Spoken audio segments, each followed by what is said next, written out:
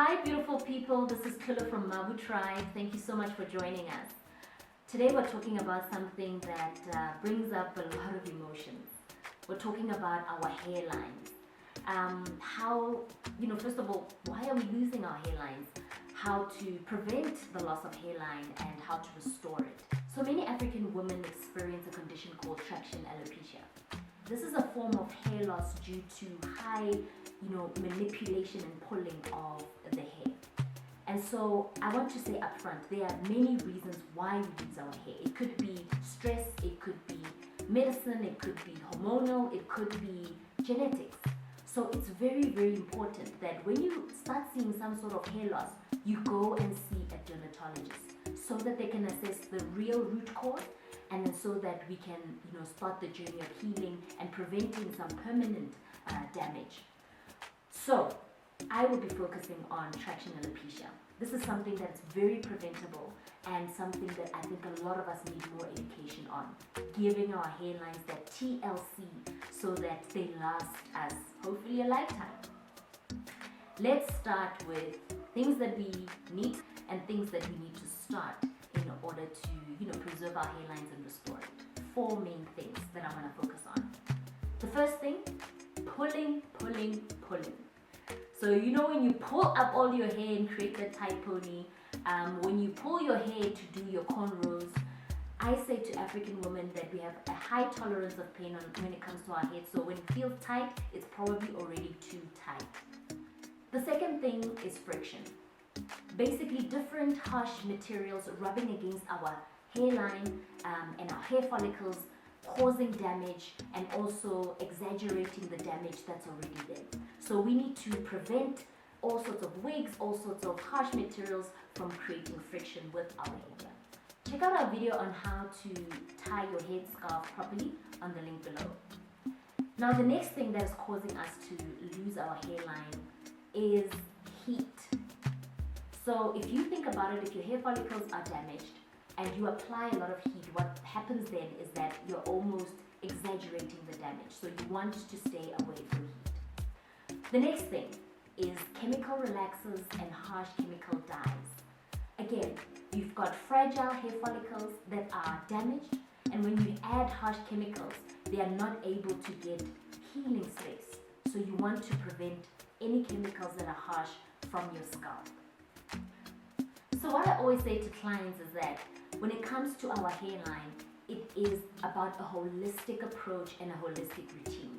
So let's go through what kind of routine you can apply to make sure that you're preventing hair loss, but also restoring it if need be. The first thing is clean hair and clean scalp. So you need a clean environment for your hair follicles to begin to heal, and also for the new hairs to be able to grow and receive new nourishment. You need to make sure that you're using a shampoo that is mild but also has properties that are healing and also stimulating for hair growth.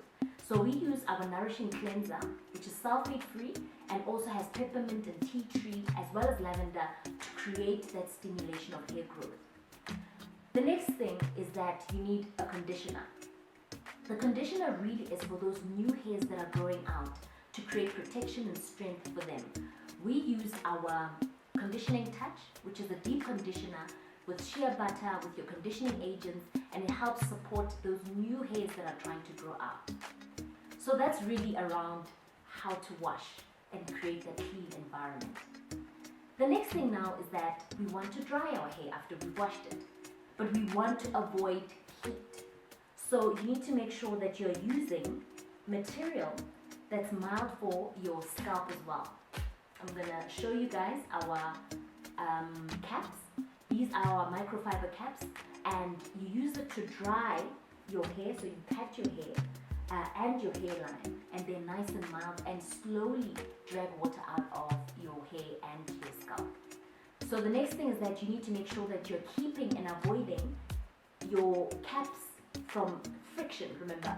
So no friction on our hairline. So it's either you put your microfiber in the front or a little bit behind your hairline. So that's how you dry your hair.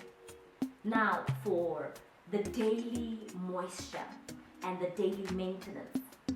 So you need to make sure that we are stimulating our scalp, and the thing that we use here is an oil massage. So you use an oil massage to really stimulate blood circulation, but also to stimulate healthy hair growth. So we use the oil spender, which has got your peppermint, your lavender, and you create circular motions. So you simply put it on and create circular motions like so, and begin to stimulate healthy hair growth. And the next thing you need to understand is that we don't just apply oil, but you need to apply moisture as well, because the little hairs that are growing out need a support of strength and moisture. So that's around the kind of product balance that you use on your scalp and on your hair. The next thing would be around the daily styling. So the big thing we want to avoid when we're styling is the tension and the pulling. So make sure that when you're tying your buns, it's not too tight.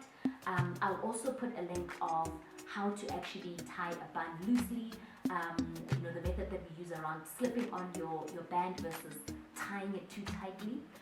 The next thing you need to also keep in mind when you're styling is that you want to avoid those harsh, edge control gels and those harsh gels that are going to crack those little hairs that are trying to grow out. And if you're wearing wigs, then you want to make sure that you actually protect your hairline with something satin or silk. So I want to mention that one again. Satin or silk is very important even when you create head wraps or even when you go to bed.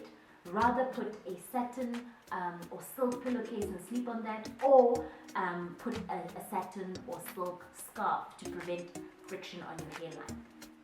I know that's a big mouthful, but really that's the holistic view of making sure that you're giving your hairline the TLC all the time, and you're preventing the hair loss, but also you're restoring your hairline at the same time.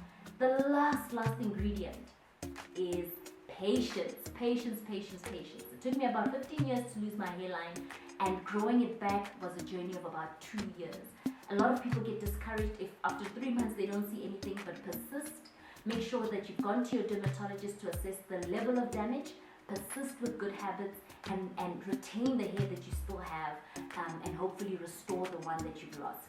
Thank you so much for joining us and engaging us. Don't forget to like and subscribe and share with your friends.